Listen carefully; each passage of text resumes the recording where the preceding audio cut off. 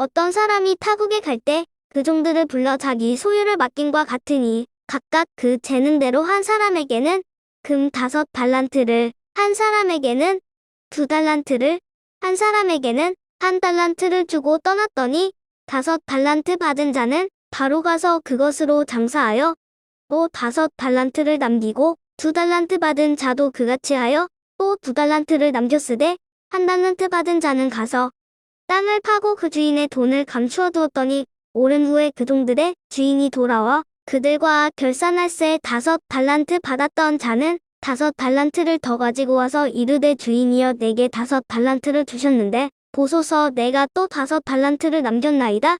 그 주인이 이르되 잘하였도다. 착하고 충성된 종아 내가 적은 일에 충성하였음에 내가 많은 것을 내게 맡기리니 내 주인의 즐거움에 참여할지어다 하고 2달란트 받았던 자도 와서 이르되 주인이여 내게 2달란트를 주셨는데 보소서 내가 또 2달란트를 남겼나이다. 그 주인이 이르되 잘하였도다. 착하고 충성된 종아 내가 적은 일에 충성하였음에 내가 많은 것을 내게 맡기리니 내 주인의 즐거움에 참여할지어다 하고 1달란트 받았던 자는 와서 이르되 주인이여 당신은 굳은 사람이라 심지 않은 데서 거두고 해치지 않은 데서 모으는 줄을 내가 알았으므로 두려워하여 나가서 당신의 달란트를 땅에 감추어 두었었나이다. 오소서 당신의 것을 가지셨나이다. 그 주인이 대답하여 이르되 악고 게으른 종아 나는 심지 않은 데서 거두고 해치지 않은 데서 모으는 줄로 내가 알았느냐. 그러면 내가 마땅히 내 돈을 취리하는 자들에게나 맡겼다가 내가 돌아와서 내 원금과 이자를 받게 하였을 것이니라 하고 그에게서 그 1달란트를 빼앗아 10달란트 가진 자에게 주라. 무릇 있는 자는 받아 풍족하게 되고 없는 자는 그 있는 것까지 빼앗기리라. 이 무익한 종을 바깥 어두운 데로 내쫓으라. 거기서 슬프며 이를 갈리라 하니라. 할렐루야. 3월 29일 마태복음 25장 14절로 30절 말씀입니다. 달란트 비유의 말씀인데 또 어떤 사람이 타국에 갈새 그 종들을 불러서 자기 소유를 맡긴과 같으니 각각 그 재능대로라고 했습니다. 각각 그 재능대로 한 사람에게는 금 5달란트, 한 사람에게는 2달란트, 한 사람에게는 1달란트를 주고 떠났다.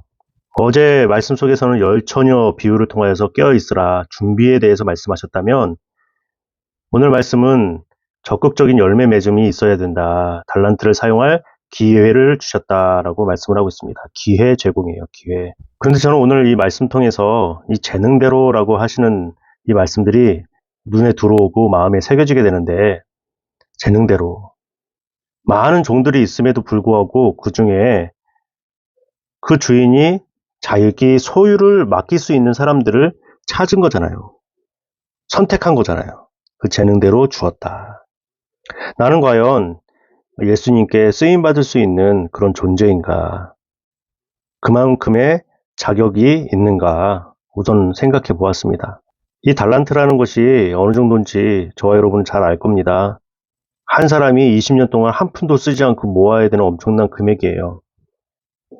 그것을 맡길 수 있을 만한 종의 위치, 또한 그 탁월함들, 우리가 그런 자들이 먼저 돼야 될 좀 있습니다. 5달란트 받은 자는 장사해서 또 5달란트를 남기고 2달란트 받은 자는 또 2달란트를 남겼어요. 1달란트 받은 자는 가서 땅을 파고 그 주인의 돈을 감추어 두었더니 얼마나 힘이 들겠어요. 감추었다. 그거 누가 찾아내면 어떡할까?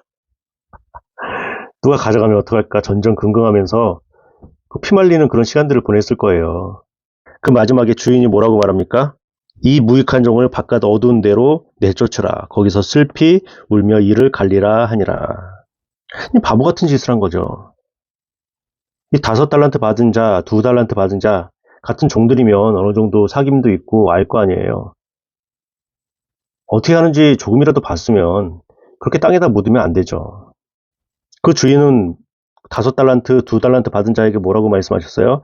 착하고 충성된 종아, 내가 적은 일에 충성하였음에. 적은 일이에요. 이게 5달란트가 적은 겁니까? 결과가 그렇게 중요한 게 아니구나라는 것을 알 수 있지 않겠어요? 다르잖아요. 우리가 생각하는 그 수준의 생각과 범주가 아닌 거예요.